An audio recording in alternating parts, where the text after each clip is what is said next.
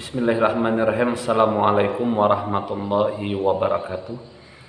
Alhamdulillahirabbil alamin, wassalatu wassalamu ala asyrafil anbiya wal mursalin sayyidina wa maulana Muhammadin wa ala alihi washabihi ajmain.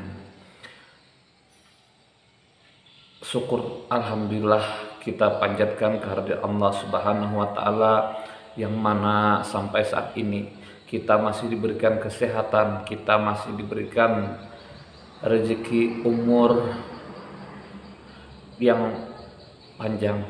Salawat dan salam semoga selalu tercurah kepada junjungan kita Nabi besar Muhammad SAW. Saudaraku yang dirahmati Allah, ada istilah tak kenal maka tak sayang. Tapi bisa juga kita ganti dengan istilah tak kenal maka tak tahu. Kenapa saya mengatakan begitu? Kita sering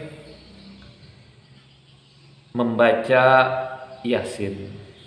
Kita sering mendengar orang membaca Yasin. Kita sering melihat orang membaca Yasin.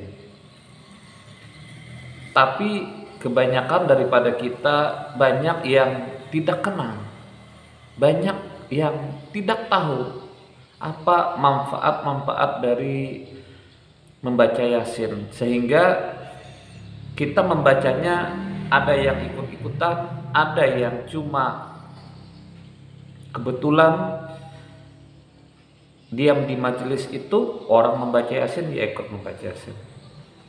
Adapun di sini di antara fadilah-fadilah membaca Yasin kita simpulkan lebih inti-intinya aja. Nabi Muhammad SAW bersabda, "Hai, hati Al-Quran adalah surah Yasin." Saya ulangi, hati Al-Quran adalah surah Yasin. Tidaklah membaca seseorang dengan mengharap ridha Allah dan keselamatan di akhirat, melainkan Allah akan mengampuni dosanya dan mendapat pahala sama dengan membaca Al-Quran 10 kali. Bayangkan kita membaca Yasin sama dengan membaca Al-Quran 10 kali. Yang lainnya, sabda Rasulullah yang berikutnya pula, sesungguhnya di dalam Al-Quran ada sebuah surat yang memberi syafaat bagi yang membacanya dan diampuni dosa orang yang mendengarnya. Itulah surat Yasin yang di dalam Taurat dinamakan Al-Mu'immah, yang artinya meliputi bagi yang membacanya kebaikan dunia dan melindungi daripada huru-hara akhirat, dan dinamakan pula Ad-Dafi'ah dan Al-Qadiyah, artinya menolak daripada orang yang membacanya dari tiap-tiap kejahatan dan ditunaikan baginya segala yang dihajatkan.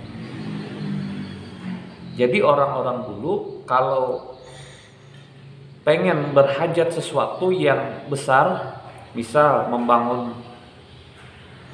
toko, membangun rumah, membangun tempat usaha lainnya, mereka mengundang orang-orang banyak untuk membaca Yasin dan berhajat di sana. Yang mana kalau menurut pendapat guru kami waktu dulu, minimal mereka mengundang 50 orang. Jadi kalau yang 50 ini yang membacanya 40 berarti cukup. Nah, atau lebih. Jadi mereka sebanyak-banyaknya. Maklum, di antara jamaah ada yang membaca, ada yang tidak membaca. Nah, jadi semakin banyak kita mengundang, harapan yang membaca semakin banyak. Insya Allah hajat akan dikabulkan oleh Allah secepatnya. Sabda Rasulullah pula, barang siapa yang membaca Yasin pada malam hari dengan mengharapkan keridhaan Allah, maka diampuni dosanya pada malam itu juga. Makanya alhamdulillah dan mohon doanya kepada antum semua, saya setiap hari itu setiap malam membaca Yasin, Waqiah, dan Al-Muluk atau Tabarak, karena ini insya Allah diampuni dosa kita.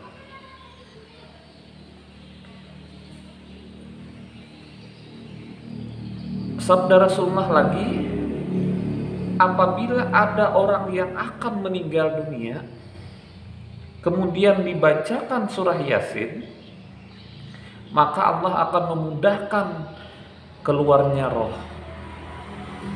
Mohon maaf sekali, sering kita ada orang-orang yang mau meninggal dalam posisi yang sangat sulit kita ceritakan.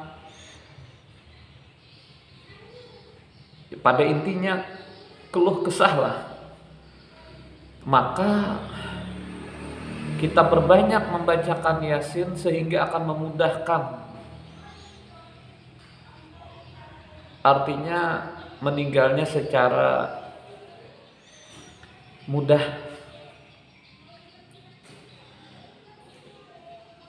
Sabda Rasulullah lagi, barang siapa yang ziarah kubur lalu membaca Yasin, maka Allah akan meringankan siksa ahli kubur. Dan bagi yang membacanya akan mendapatkan pahala sama dengan pahala kebajikan ahli kubur. Jadi kalau kita mau berziarah,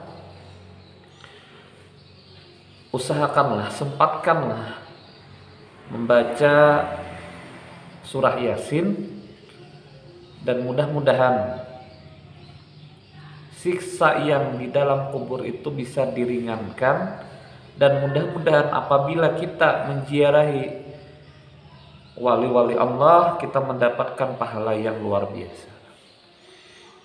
Dan sabda Rasulullah lagi, barang siapa yang membaca Yasin malam Jumat, maka esoknya diampuni Allah dosanya.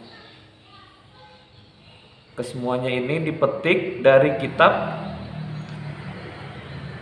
Sirajut Talibin juz 2 halaman 306. Mudah-mudahan penjelasan dan video ini bermanfaat. Saya akhiri, wabillahi taufiq wal hidayah. Wassalamualaikum warahmatullahi wabarakatuh.